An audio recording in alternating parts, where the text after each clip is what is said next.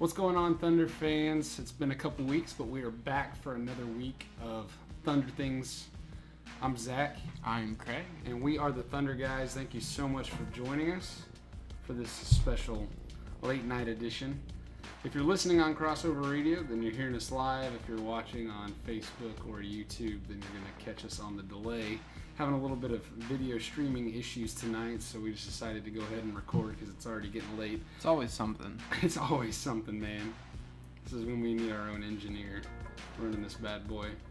But it's cool. We're going to roll with what we got, and we're going to have a good show. Yeah, it's nice to be back. It is good to be back in the saddle. It's been a couple weeks, busy schedules, clash, and we got to do what we got to do. Yeah, for sure. So someone was asking me if I was enjoying doing because they know I've been doing it for a couple years now. Well, not really a couple years, year and a half. This is I our guess. second year. Yeah, year and a half.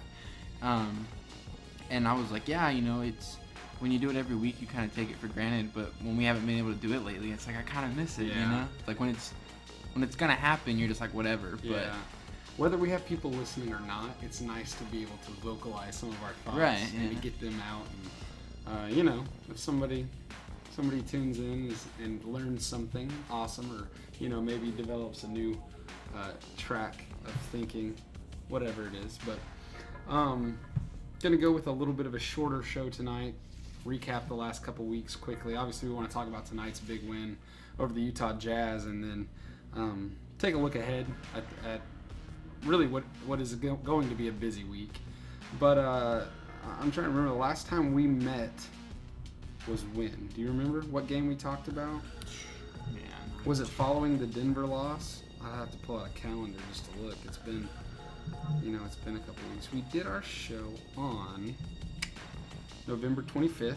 So yeah, right after So it was that Denver the loss. day after the Denver loss. Since then, we've gone now 5-1.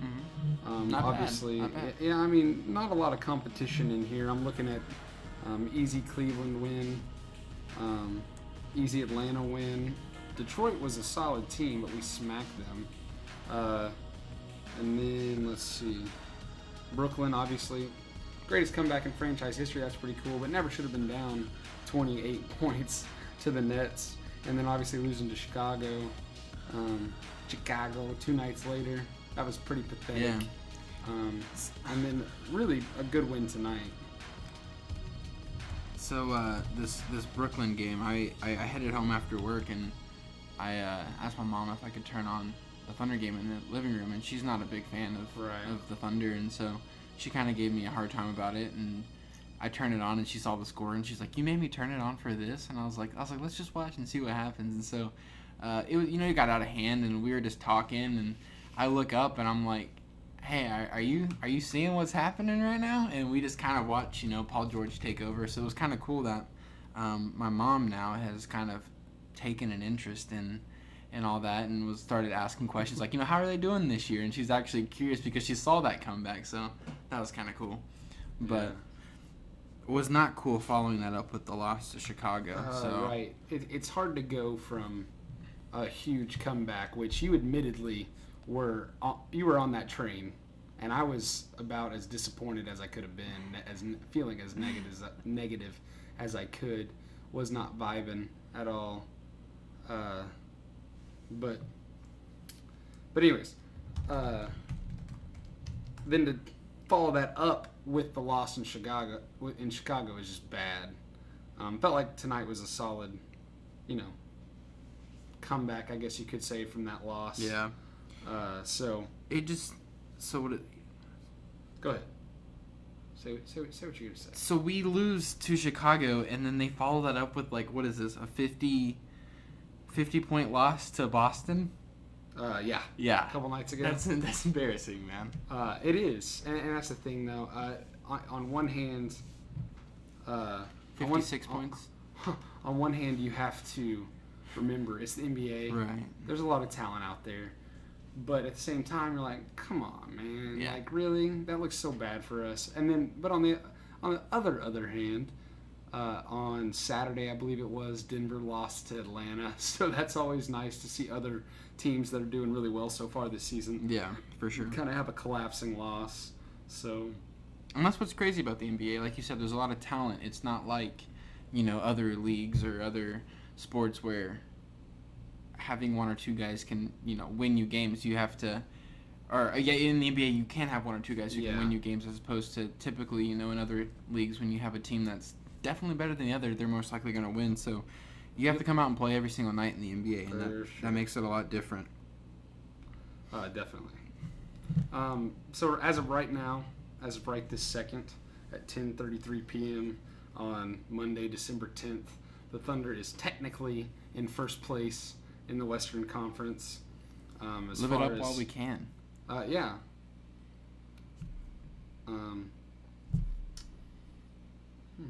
Anyways. When's the last time? The other day, not too long ago, we were tied for first place. But before this, when was the last time the Thunder were that high up in the standings? Like this. Oh, I couldn't tell you. It's probably been a couple of years. Several years. At least. Gotta be. I'm thinking. There was the year when. I don't know if it was the finals year in 2012 or not, when we had like almost a 20-game winning streak. It was like up there.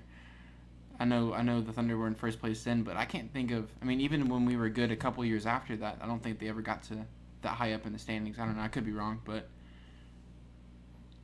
Yeah, I honestly I have no idea. It's been longer than people want to say, oh, it's early in the season, but and it is take it for what it is, though. Enjoy it. Yeah. And that's the thing. It's not something necessarily that I'm gonna go and celebrate, but it is something I want to point out. We're there. I gotta be honest. Even though we picked the Thunder to finish second, third in the West, I would not have believed you if you had told me at this point in the season they were gonna be this close to the top. Yeah, especially after the 0-4 start. So I think everybody just kind of anticipated that the Warriors would take off, and then everybody else would be fighting for second, third, that area, and that's kind of where I thought we would be, and then hope we get lucky in the playoffs. Right.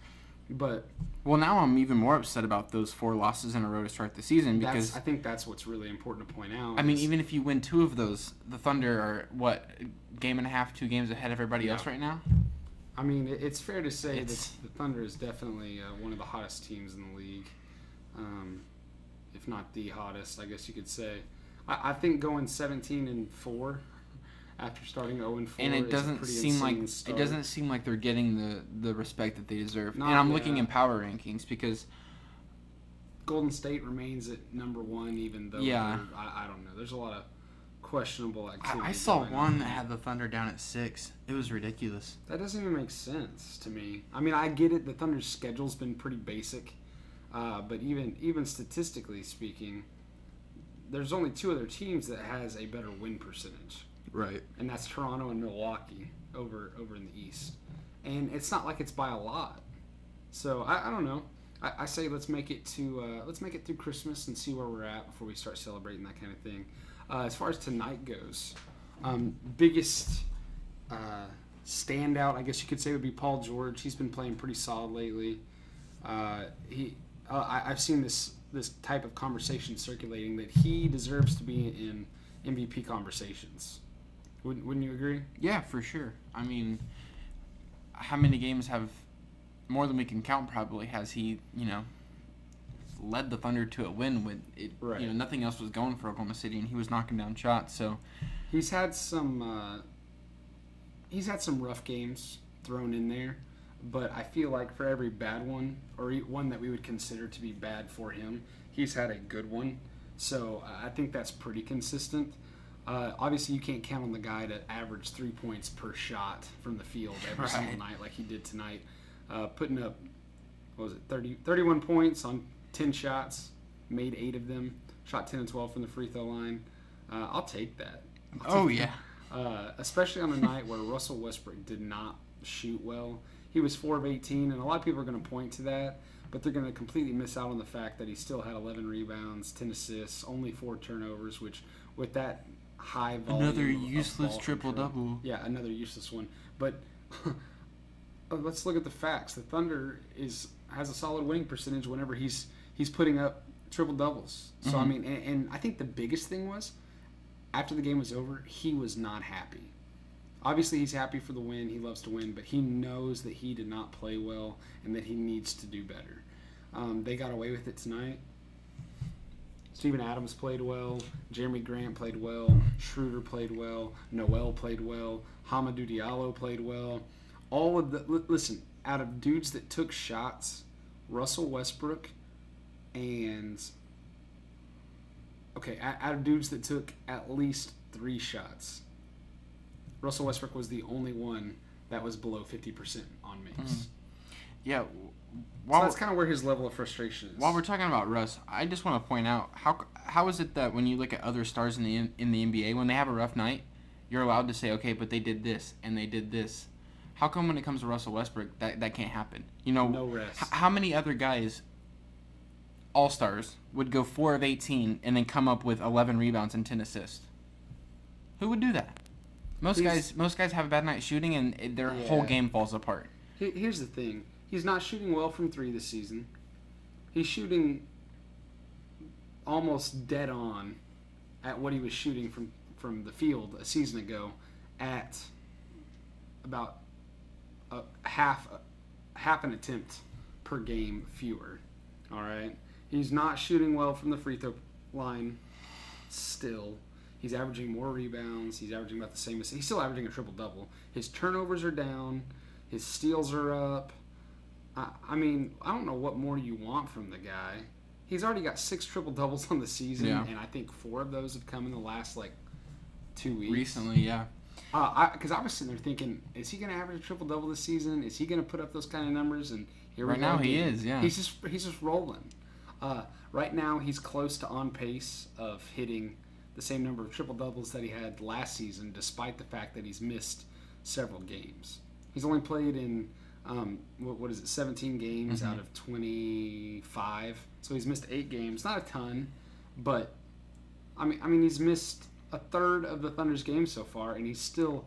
I just feel like he takes a lot of flack because of who he is, and Paul George is playing so well, so it's like giving more people ammo to hate on Russell Westbrook. But let's look at this.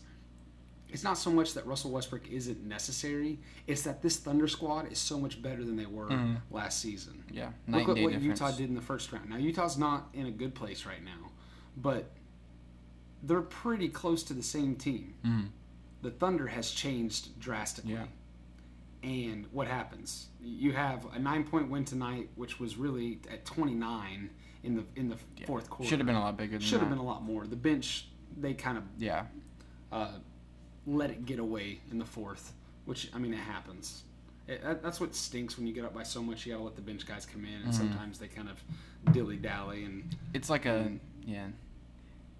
you can't win really, because if you leave the starters in there and something happens to one of your guys, then it's like, oh, why were they playing in the situation? Then you bring the bench guys in, they give up the lead. So, as long as you come out with the win, in my opinion. That's why, big wins look pretty, but a win is a win, especially if your team played well. Like winning by 9 when you're up by 29 at one point isn't great, but we know that overall everybody played pretty well.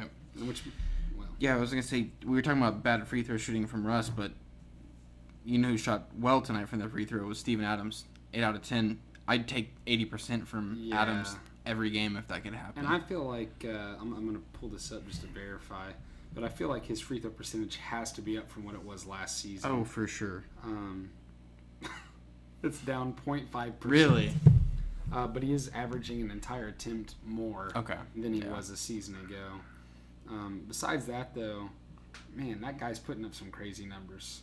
15 points, averaging dead on 10 rebounds a game, all while averaging 1 block, 1.5 steals. He's shooting 59% from the field. I wonder where that falls. That's got to be pretty close to top 10, if not top 10. It's kind of trippy. My phone is on 59% right now, and you said that, so I was like, what? Yeah, but I mean, you want to talk about how, the Utah's pretty much the same team, and the Thunder are a different team this season. To me, that comes in your bench guys. Dennis Schroeder, Hamidou Diallo, Nerlens Noel. Those guys have been huge this season. Yeah. They were, they all 3 played well tonight. That's the difference. When you're breaking down a team, preparing for them, when you have to prep for, 3, 4, even 5, if you have to prep for the whole starting lineup, that's one thing. But when you have to go into the bench and say, any of these guys could hurt us tonight, it makes it so much harder for a team to prepare for that and defend that. especially when you don't know who it's going to come from. And, Schroeder's been consistent. I mean, he's had bad nights, but, I mean, he's been the guy off the bench so far this season. He's become more consistently good. But you still have guys like Diallo or Nerlens Noel who have had the big nights on any given night, and to me that's... And even Abrinas has had some solid nights. Right.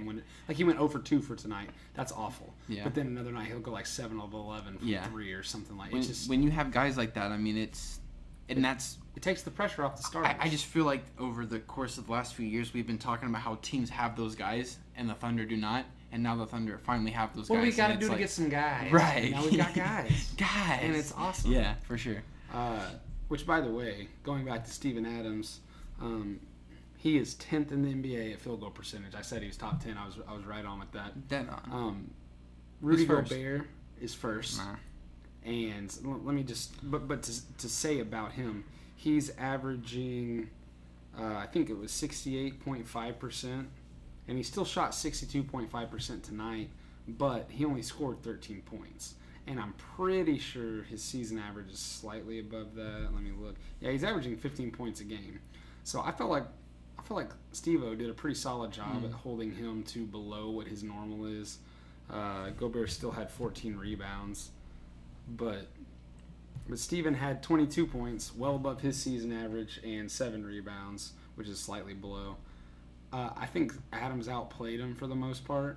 Adams played 29 minutes. Gobert only played 21 because it was pretty much over, and he got into foul trouble quickly. I could be overreacting because of his ejection the other night, but it seems like he might have some head issues going on right now. You know what I mean? Like he's losing his cool. Like I think he's starting to get some of those big man calls on him that like Adams has had since his rookie year. Right. And it's like welcome to the life of Steven Adams. But Adams has always responded properly, whereas Gobert just can't handle it maybe. I don't know.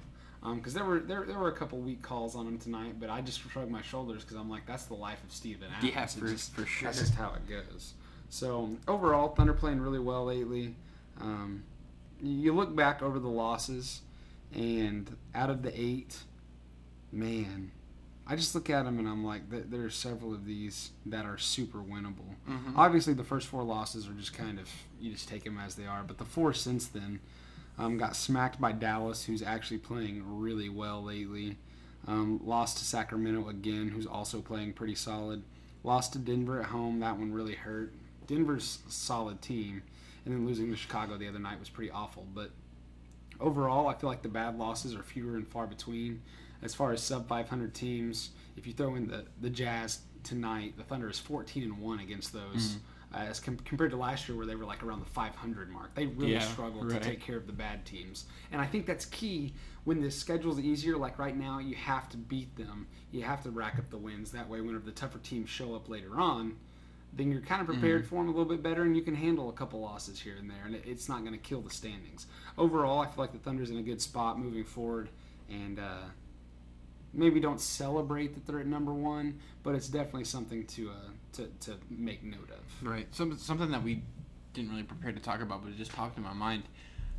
What is the ceiling for this team now? I mean, we talked about second or third in the West, but now that they're up at the top, is this just because of the injury issue for Golden State, or do you think that the Thunder are definitely a team that could finish in first place? I think second or third is still probably the most realistic thing. I think before talking about them at that rate was really maybe hopeful because of seeing them compete with. You had Golden State and then seeing the Thunder compete with everybody else.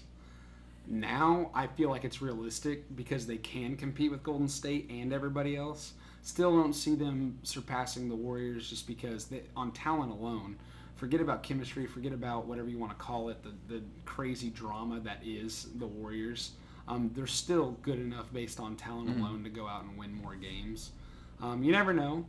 Thunder could mess around. I mean, the Warriors got second in the West last year. The Thunder could be the team to be the 1 seed ahead of them this year. I don't know. It could definitely happen. Yeah, I'm just thinking at 17-4. I mean,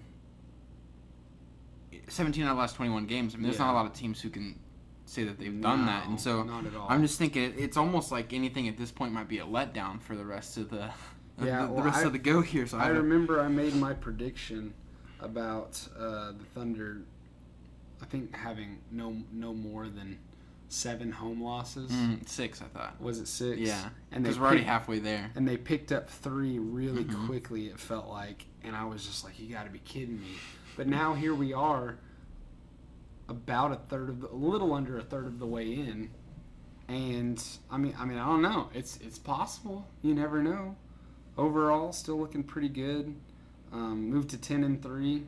I wonder how deep into the season the Thunder was a season ago to get to that 10th home win, to get to, we're approaching 20 wins. So I'm actually going to look that up as we...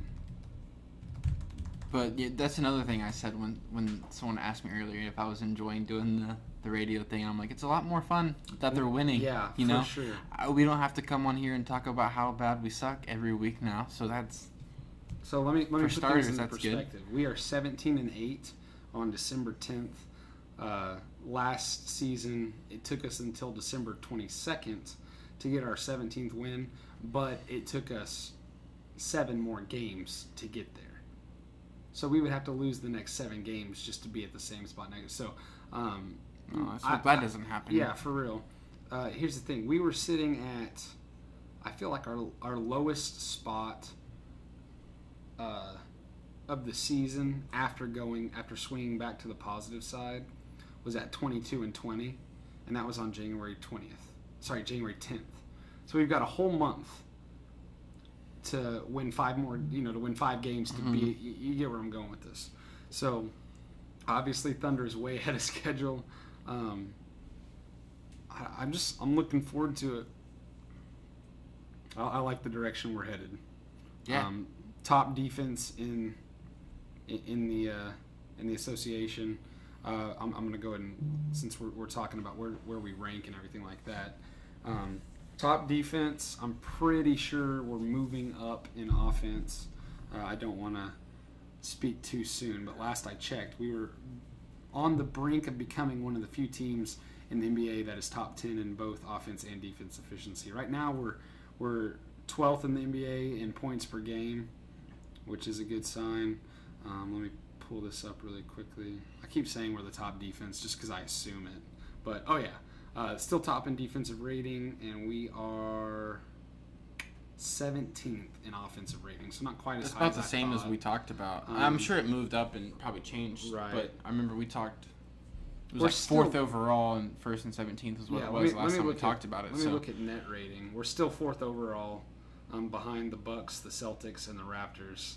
I'm just thinking, what happens if this is a top 10 offense?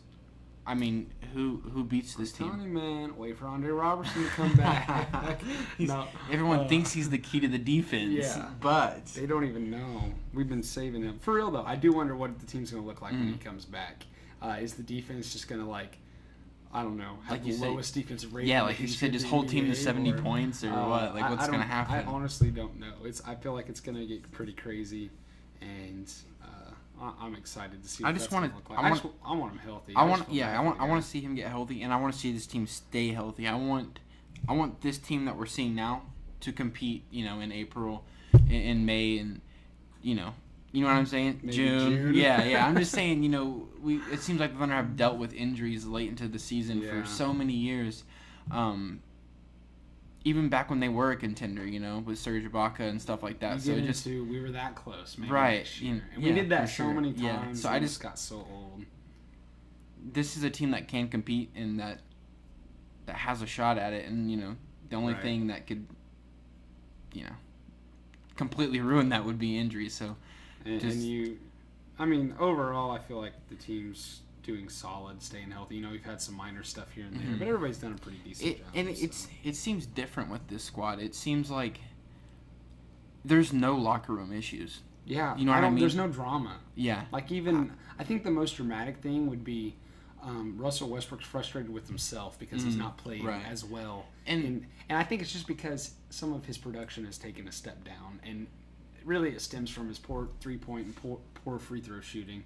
And I'm not worried about it. I think he figures it out. He's mentally tough, and his teammates are supportive of him. Paul George I mean, I really do think they look at each other like brothers. They back each other on everything, sure. And I'm not even worried about all that. I do follow a couple other guys in the league, not a whole bunch, but so I don't see everything that's posted. But it seems like with these Thunder guys, you're seeing Russell Westbrook post a picture in the locker room, like, these are my bros. Like, they're all, taking, like, pictures together. And then, after Paul George's big night, they were celebrating that comeback win like you would see, like, a high school or a college team celebrate. And I just, seeing that, you got to feel like there's something there. There's some camaraderie there. You're playing for the guy next to you, not just for yourself. And sometimes, unfortunately, in the NBA, that you don't see that kind of stuff happen. So it definitely counts for something, in my opinion. For sure. And it's refreshing at the least. Yeah, for sure. So, moving on, last segment here for the night before we shut things down. Let's take a look at our week ahead. The Thunder's got a lot of games in a short amount of time.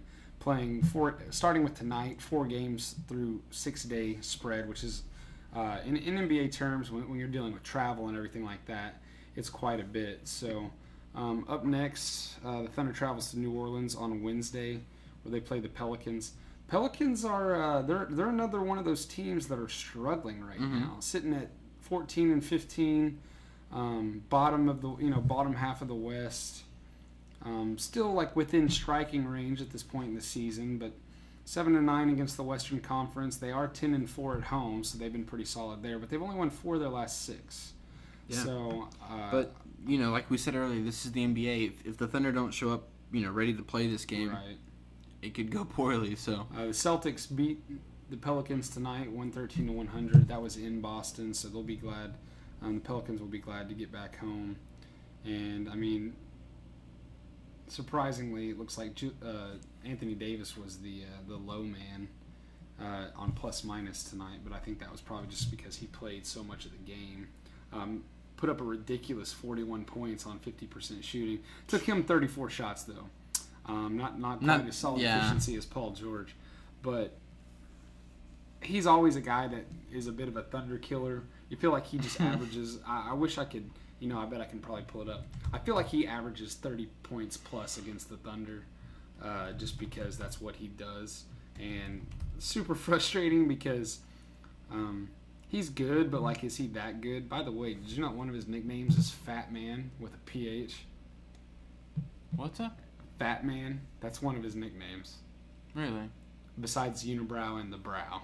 Did not know that. I pulled it up on Basketball Reference, and I just thought that was something that should be talked about more because that's interesting. But anyways, I feel like stopping him is definitely the key to beating New Orleans. Thunder's got the better team top to bottom without a doubt. Yeah, for sure. So, I'm going to try to look up and see. I don't even know where to go to find this. I'm not even going to worry about it right now. But anyways, moving on Friday, Thunder is traveling to Denver to play probably one of the toughest arenas in the NBA simply because you're dealing with the altitude difference. And those dudes live there, so they're more used to it, obviously. But on top of that, Denver's one of the hottest teams in the West right now. The bad news for Denver is that, I don't know if you heard this, I think it was last night, maybe 2 nights ago, Paul Millsap broke his toe. Oh, damn. He's out 4 to 6 weeks. And he's one of those guys that's a former All-Star. He's not quite as good as he used to be, but he's still a dude that averages 20-plus points a night. Yeah. And he can play some solid minutes. So they're going to be struggling with him out. And they've been dealing with a lot of other injuries. They've been one of the most injury-plagued teams, I believe. I'm gonna pull it up real quick. Gary Harris is out 3 to 4 weeks with a hip injury. The reason, in the midst of all the injuries, let me run through these. It looks like Jamal Murray was out dealing with some shin and forearm issues. I don't know. Isaiah Thomas obviously still not back. He'll be back sometime this month. Gary Harris is out 3 to 4 weeks. Will Barton is still trying to make a comeback. Michael Porter Jr., the rookie, hasn't played yet. Paul Millsap is out. That's 4 of their starters are injured. Jamal Murray will probably be back on Friday, I'm assuming. But 3 of those guys, are not going to be able to play. Obviously, Nikola Jokic is the guy that the offense runs through and really does everything. But still, you're missing a lot of your starters. I feel like they're going to start dipping. It's the perfect time for the Thunder to go in there, punch them in the mouth, take some control in the West. For sure.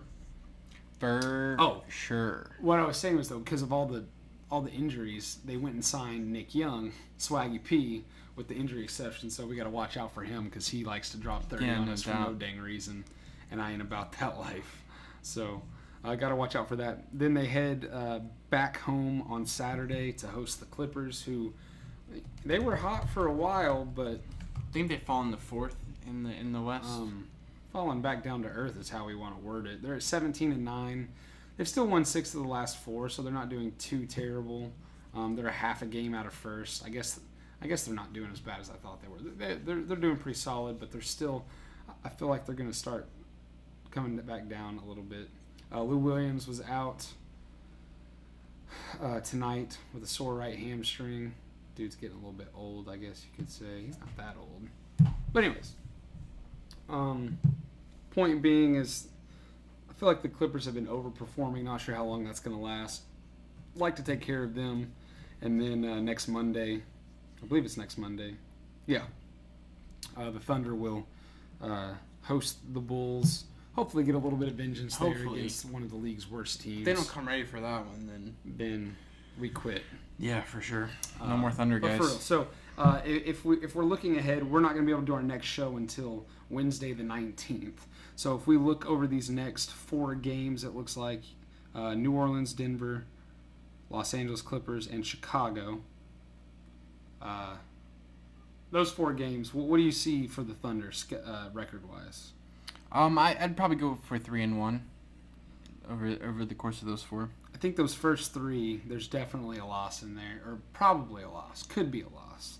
I don't want to count the Thunder out of any game, just because they've obviously proven they can play with the best of the best. So I think the one that I would worry about the most would probably be the Clippers game, just because it's the second game of a back-to-back. The good thing is the flight from Denver to Oklahoma City isn't too terrible. Right. So who knows? They could be all right there. But yeah. Yeah, it's a Saturday night game, and I believe it's a later tip-off, so maybe that will help out a little bit. Let me check real quick. Yeah, it's an 8 o'clock tip-off, so they tip at... they tip at 9 in Denver on Friday night. So not really, yeah. It's not much of a help, but yeah. I would say 3-1 I'd be pretty happy at. That'd put them at 20-9 on the season, which would be pretty solid. Yeah. But it'll keep them in a position, in my opinion, to stay at the top of the conference. And I was just thinking during this game that we were watching earlier, this is the ideal situation, in my opinion. When Paul George re-signed and you had the big celebration during the offseason, the Thunder were gonna have more success this season. The fact that they're competing with Golden State for that top spot is, what's more ideal than that? Pretty, you know what I mean? It's pretty unheard especially of. with the history there, and just to see that happen is, I'm happy with the season so far. Yeah, you're right. So I think that's all we've got for tonight. Like I said, a little bit shorter show. Definitely past my bedtime. Probably not anywhere near yours, but no. I'm tired though. I am tired. So we will be back on Wednesday the 19th, talking some more Thunder basketball. We'll have plenty to talk about, I'm sure. But until then, thanks again for joining us on Crossover Radio with a Purpose. If you're tuning in on Facebook or YouTube, it is no longer Monday night, but thanks for tuning in. Hit us up on Twitter, @TheThunderGuys. Give us a like on Facebook. Stay tuned. We're posting all kinds of stuff, and we would love to hear from all of you guys. So, that being said, everybody have a good night, and until next time, Thunder up.